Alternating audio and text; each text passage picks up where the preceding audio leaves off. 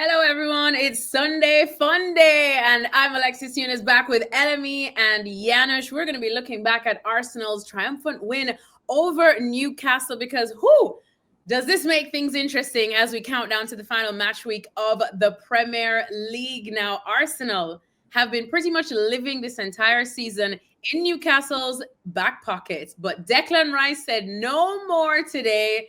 And it was his goal that got the Gunners a narrow 1-0 win at the Emirates in Arsenal's final home game of the season. They're away to Southampton for their final game in the Premier League. Elemi, Janusz, let me get straight into it, right? Let's start with you, Janusz, because Declan Rice, once again, the difference.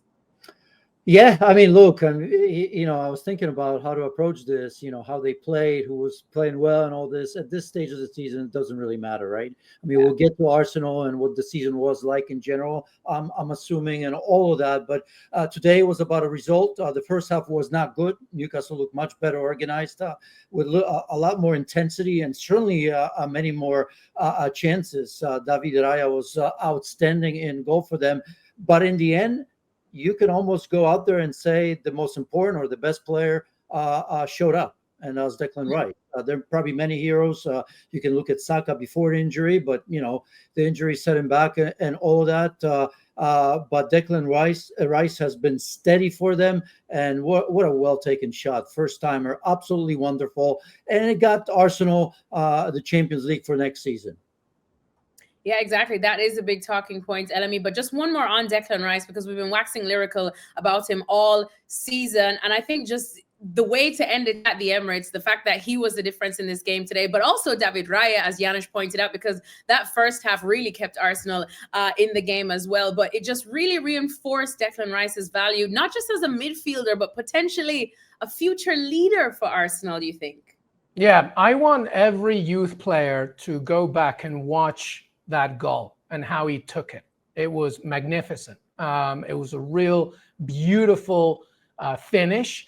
And to your point, it's just an example once again of how important Declan Rice, as Janusz was saying, how important Declan Rice has been for Arsenal this season. Only Bukayo Saka has more goal involvements. Declan Rice now 19. Part of it is also because of the freedom that he has to go forward more when Thomas Partey is in the game, as well, as we obviously saw that in the Champions League. But it's also about, as you mentioned, Alexis, just how much of a leader he is. And that's a really important part that we need to remember about this Arsenal side, because to me, Arsenal, if you want to win the Premier League, we've talked about the striker, we've talked about the places, but you also need leaders on the pitch. You mentioned David Raya, who, without him throughout the season, maybe they would have lost a couple of matches, but Declan Rice is an absolute leader for the Gunners, and the goal today was wonderful. So it's about building from this, but well done, Arsenal, 1-0, and you qualified for the Champions League. And by the way, just quickly, let's not be afraid to really talk about Declan Rice as one of the best in the world. He is, part of it will be, because he's English, and, here's Declan Rice, his leadership, his work rate, the ability to score, the ability to defend, the ability to raise the game, not just of his own, because he does that game in and game out, right? But everybody else around him. He's a superb player. We often talk about teams that spend so much money as they did on him, and there's so many examples that didn't pan out. You're going to see the same thing over and over and over again. His best game is most people best game ever. I mean, it took me a while as well. I saw the value of him at West Ham, but you always wonder what's going to happen when you go to a club with bigger expectations. And although Arsenal have not met those expectations, it's certainly not because of Declan Rice. He shows up game in and game out. Yeah, and I remember when Manchester United were linked with a move for Declan Rice because he was supposed to link up with his bestie Mason Mount. But now I'm looking back and wondering what could have been. But just, I guess, final point then, Elemi, on Declan Rice, because I love when you guys make these hot takes. And Elemi, we were talking the other day when we were talking about El Clásico and Barcelona, Real Madrid, and I asked you guys, do you think Lamine Yamal, on form and everything, is the best player in the world right now? As Janusz said, Declan Rice, one of the best. But in terms of informed players, where would he rank for you right now? I said right in the midfielders, not in the world. Okay, in the Premier League. There we go, in the Premier League, I guess. Anywhere. He would fit anywhere. Just to clarify, I'm not talking the best player in the world, but in terms of midfield, he fits in on just about any team in the world, I think. Yeah, there was a moment last season when Rodri and Declan Rice were going up against each other a lot, numerically speaking, statistically speaking. And I agree with Janusz. Apologies to all the sounds outside in the street. This is what happens when you live in New York City. But Declan Rice, to me, is one of the best players in his position out there. I'm in complete agreement. And whether he's English or not, it doesn't really matter to me. To me, it's more about tactically. How can Mikel Arteta help him to become the best that he can be? And again, once again, you need somebody like Partey to allow him to go forward, because there's so much to his game. You really see the illustrious diversity of his performances as well for the England national team, which makes him so key. So in terms of overall, right? Overall, I'm with Janusz again. It's about position. In his position, he's one of the best. Top 2, top 3. That's how good he is. Overall, I mean, it's a list, right? But I would put him in the top 15. He's that good. He's amazing. But again, it's important to remember that Arsenal, if you want to win the Premier League next season, you need more of these types of players. I'm not just talking about it from a midfield position. You need leaders, people that are going to step up and deliver. But a great performance, 19 goal involvements really tells you everything about the type of player that he is and represents for Arsenal. Well, let's talk bigger picture now then, shall we? Because as Janusz said it, that Arsenal now have clinched second place officially behind Liverpool. They are going to get Champions League football next year, which if you go back to Arsene Wenger times, he would say that's a trophy in and of itself. So I suppose is a trophy, but they didn't get a trophy this season, Janusz, which is something that may still be a thorn in Mikel Arteta's side. And look, we can start reflecting on Arsenal's season from now, even though they have one more match left. Look, Southampton already relegated. Arsenal, they finished as good as they could. Can we say that by clinching this second place, does it feel like at least a little bit of a successful campaign for the Gunners? No, of course not. Of course not. I mean, finishing second in any league is a pretty good thing, right? But I mean, Arsenal are being built. We talk about Mikel Arteta. He talks about the process and progress, which we've seen in the last couple of seasons. This is going to be the third season they'll finish second, right? There was a point, but, disappointment is that look how far away they are from Liverpool. And not many. I can't imagine that many, honestly, would say that Liverpool were going to be the ones that take away the title if Manchester City slip up. So it's certainly no trophies whatsoever this season for them, and it really feels at this stage like it's next season or never. When I say never loosely, right? But not for a long, long time for Arsenal. It feels that way. Get it done right. I'm talking about the off season, and in terms of transfer, and they have a chance at the Premier League trophy. They will have that because, all these finishes second, you gain experience as well. Obviously, they've had major injuries as well. So if they stay healthy, they've had the red cards, 6 of them this season as well, as Mikel Arteta pointed out. But get it right, you have a chance. You get it wrong, and I think that project is over. Elemi, how do you see it? Does it feel like a little bit of a success for Mikel Arteta, considering they also have had a little bit of a dip in form now as well? No, I don't. I think this was the time when they needed to win this thing, or at the very least make it more competitive. I want to remind everybody that yes, second place, blah, blah, blah, 14 draws, Alexis Nunes. Yeah. That's too much. Only Everton drew more in the Premier League. If you want to win the Premier League, you can't draw 14 times. And we talked about it over and over again, especially sort of in the October, November campaigns, where they gave up away valuable points due to red cards, inability to stay focused for 90 minutes. This is an Arsenal Football Club that wants to win the Premier League for the first time in a very, very long time, not since the Invincibles, right? So you need to do more. So second place, Champions League, obviously within the context of everything and how you have to fight for financial, add-ons and trophies. Okay, that's fine, but you want to win the Champions League. And here's the problem. You know what the problem is. You need a striker. You need more depth. You need leadership, and you could have done that. So that's why Andrea Berta from Atletico Madrid has come as the new sporting director, because the very things that Janusz is pointing out about how this is the summer of importance for next season, Well, this is the work you got to do. Go get yourself a striker, a 20-plus goal striker that can help you. Go, you get yourself a 45, wherever you need to do. But Arsenal, if you need to win the Premier League, that's success for Mikel Arteta at this point now. Well, now since we're just tying things up on Arsenal, Janusz, we always like to talk about the good, the bad, the ugly. You probably don't even have to give me an ugly, but you're good and you're bad about Arsenal. There's been so many different highlights. We talk about David Raya, who has been great in between the sticks. I suppose the best part of Arsenal has been seeing Declan Rice, who we wax lyrical about, but also the progression of Miles Lewis-Skelly too, who even I thought was excellent today. I forget he's still a teenager. Great head of football. There have been some ugly moments as well for the Gunners, just kind of going from a position of power to then letting it all go, as unfortunately we have seen time and time again. So for you, what's your good, bad, and ugly for the Gunners? Well, I mean, yeah, you could talk about Skelly. I mean, he has to confirm that, right? He did get those 2 red cards, young player and inexperienced. But, at this level, if you're fighting for a trophy, the good would be the run in the Champions League. Because with all the issues they've had in the league and the injuries and all of that, this was very, very significant. Not just the fact that they've beaten Real Madrid. Some can argue, well, this was the worst Real Madrid in a number of years. Who cares? It's still Real Madrid. If you look at the group stage, they were absolutely outstanding in that, right? There was a level of consistency for Arsenal, and we all know how difficult it is to get into the end. So that's that. The ugly is the draws and lack of scoring. I mean, because we've been talking about this lack of striker, right? We saw, Havertz coming in and everybody saying, well, he's the leading goal scorer, right? I mean, he should be the add-on.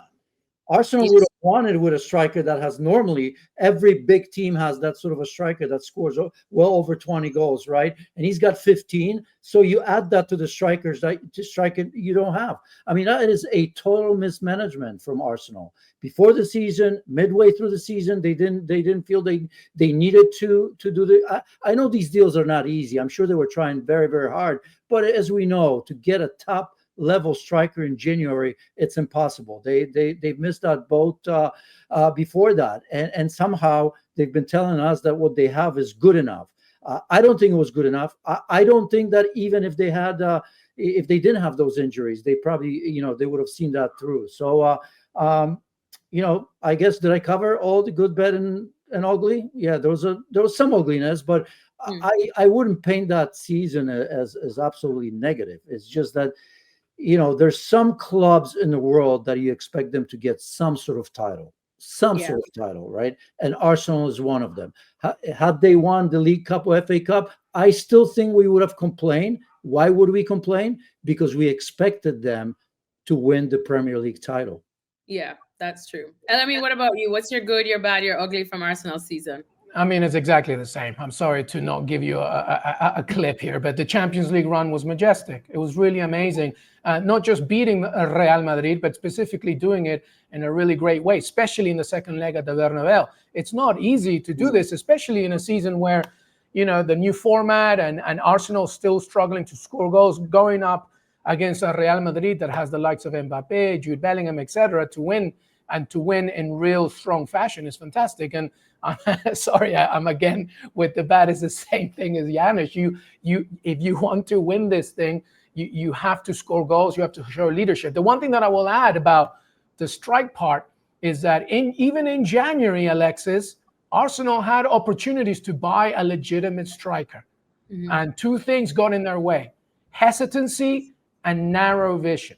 Hesitancy, because it pains me to say this, Alexis. I hate saying this, but Ollie Watkins was an option for them in January. He really was. Like, Villa would have considered it. And Watkins, who is an Arsenal fan, probably would have considered it. And Arsenal didn't pull the trigger. That's one, okay? And if you go even way back, they had a chance to sign Alexander Isak a few summers ago. They didn't do it either as well. So this continuation of personality is not good enough. And that's a big, big negative for them. So hopefully, like I said, with Berta coming from Atletico de Madrid, who are also a hesitant club until recently, it will be interesting to see how they manage in the summer. Just go out there and do what you have to do to win this Premier League title. Nothing else is good enough. Right. Well, I suppose in contrast to Arsenal's season, this has already been a successful season for Newcastle. They have lifted some silverware as well, also at Arsenal's expense, considering they knocked them out of the League Cup 2 over 2 legs. But look, like I said, it's been a brilliant season so far for Eddie Howe and his men.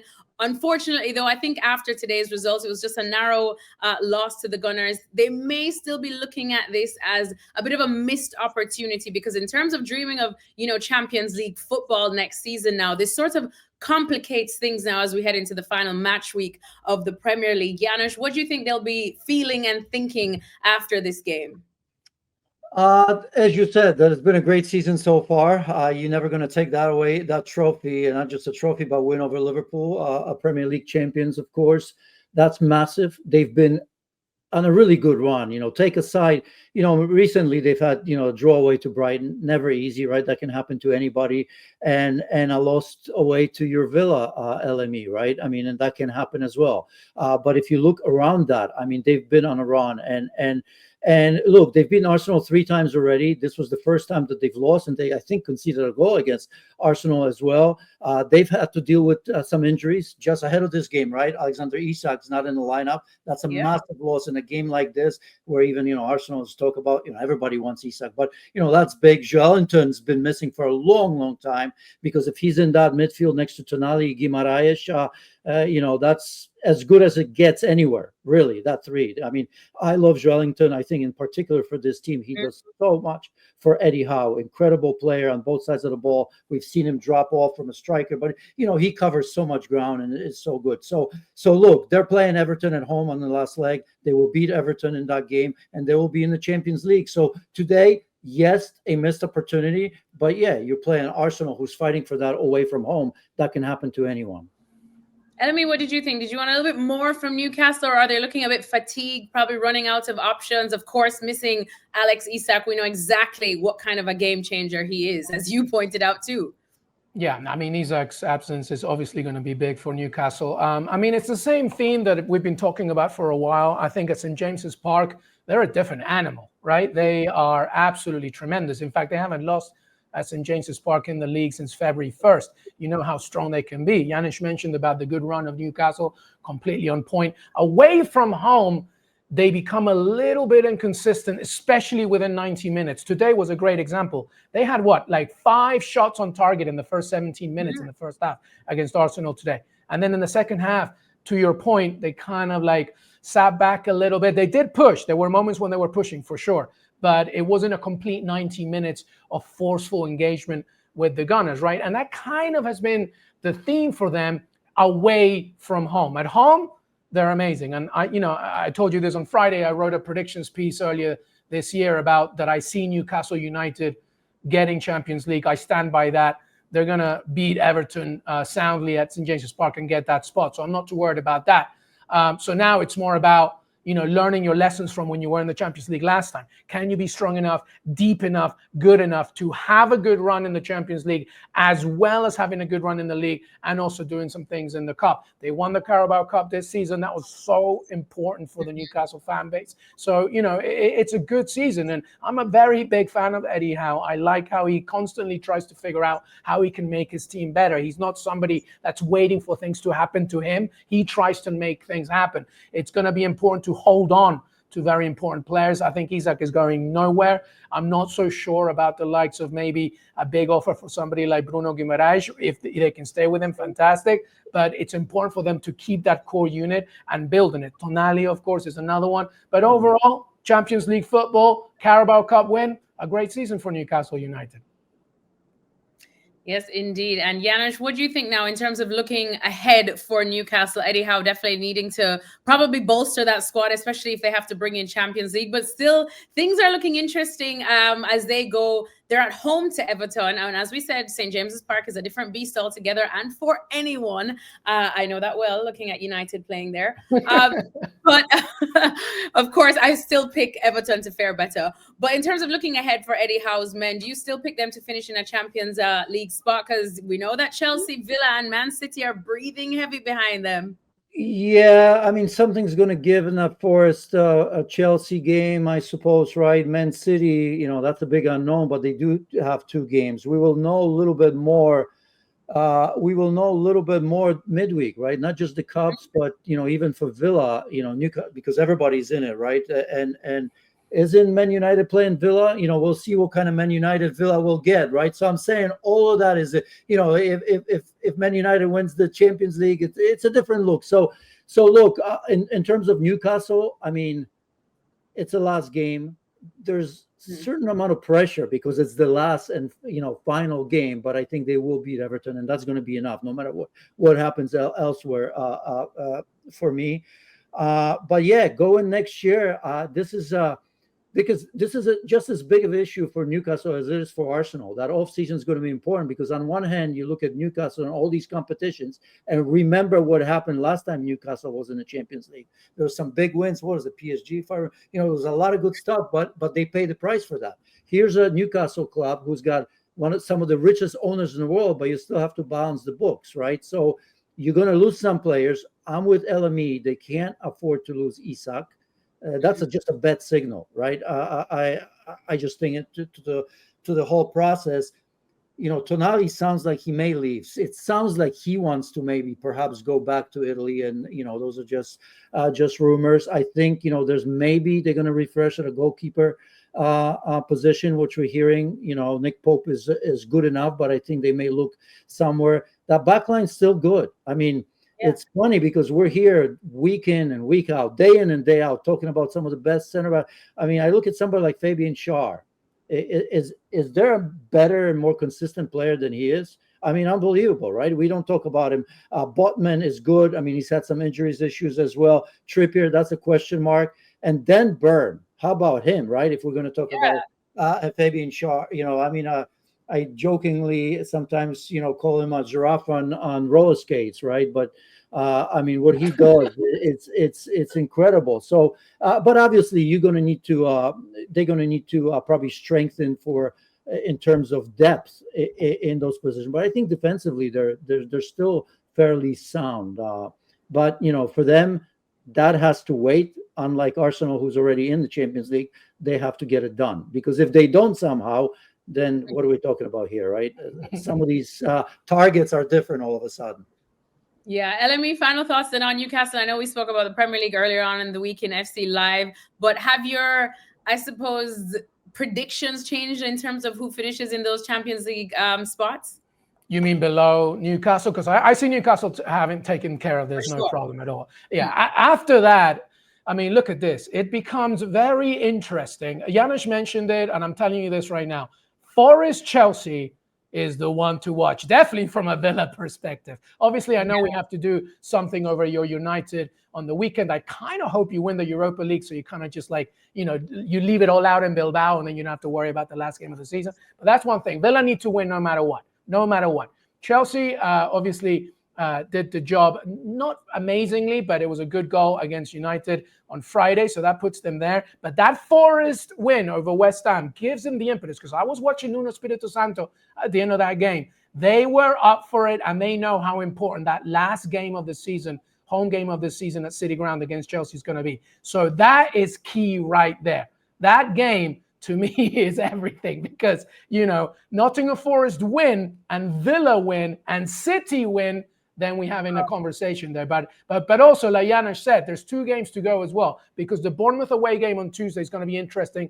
I think Kevin De Bruyne's last home game of the season, that's going to be important. And then here's the other one, and our producer Tom Collins didn't put it low enough. It's okay, I forgive you, TC. But Fulham winning today, right, gives them an opportunity to go from 10th to 8th in the final day of the season, meaning that Marco Silva can give European football to Fulham, and they host Manchester City, Alexis Nunes. So now, this Sunday, I told my wife, I'm not doing anything. It's my niece's birthday.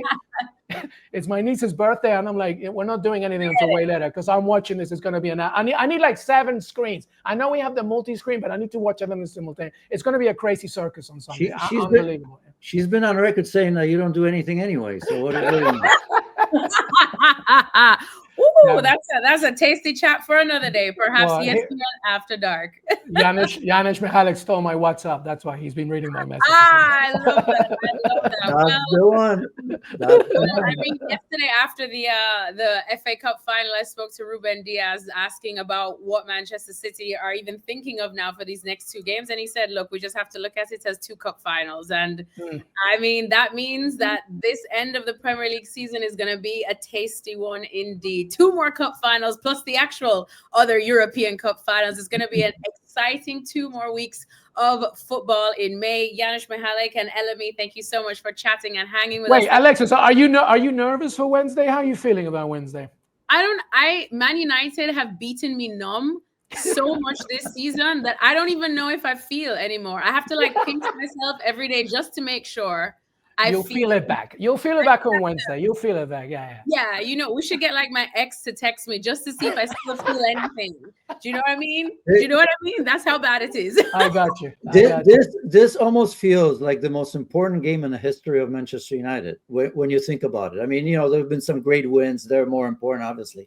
But really think about it. If they don't win that, if they lose that, that sets them back. I mean, I can't even imagine what's going to happen to United. Right? Key. I mean, Yeah, because this key, yeah. back door, at least it gives you some hope. You're in the Champions League. Now you can plan. There's money coming in. You can rebuild again and spend. If that goes away, and you know where they are, oh my, that is just absolutely massive. Yeah, hold up, Alexis. I'm just texting your ex 1 second so you can like. Well, with that, we're definitely going to end this stream because, I don't even want to hope. We'll cross that bridge when we get there. Thank you guys for hanging with us. Thanks to everyone for tuning into this edition of ESPN FC Live, and we'll catch you another day.